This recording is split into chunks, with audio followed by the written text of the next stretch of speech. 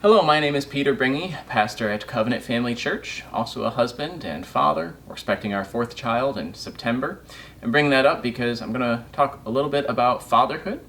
Father's Day coming up here on Sunday, and especially talking to younger fathers like myself who might need the message. And the message is simply this: the fatherhood is a place of honor. It should not be taken lightly. Even in a day which tends to take it lightly, tends to treat it lightly, even ridicule fathers in media and popular culture, or who is suspicious of them, maybe even a more hostile approach to those who have authority or influence, especially men who have such position.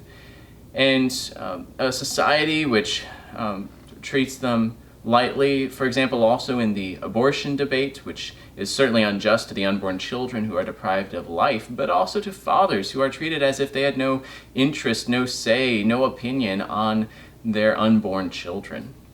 And so in a day where fatherhood often is treated lightly, I want to exhort young fathers to not treat your position lightly. You have an important position given to you by God to be a steward of that position for your children, for your house, to build a house in wisdom for the good of your family, for the good of future generations, for the good of the society around you. Fathers are uniquely equipped to be able to lead with authority, to guide a family unto the mission, to pursue it, to exhort, to encourage, to charge people with responsibility, to bring up children, to send them out. Fathers have this weight, and I've been using language of weightiness and lightness because the Old Testament Hebrew word for honor is kavod, is the idea of weight. And when it says honor your father and your mother, it is an idea of weightiness, that you treat father as one who is weighty. And as a father, you carry yourself with some gravitas, another word we use that combines the idea of weightiness with honor. And so you should live in a way that maintains the honor that God has given you, to not be ashamed of it, but rather to use it wisely. In our depraved condition, we are often tempted to seek this honor in immoral ways, whether in harsh, abusive ways, or retreating and sulking in bitterness, or by sinking it in sexually immoral ways.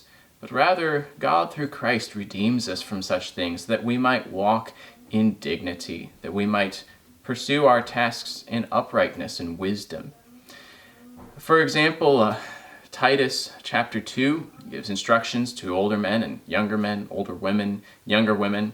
Younger men are told to be self-controlled and sound, but older men is the people that they are to be aspiring to.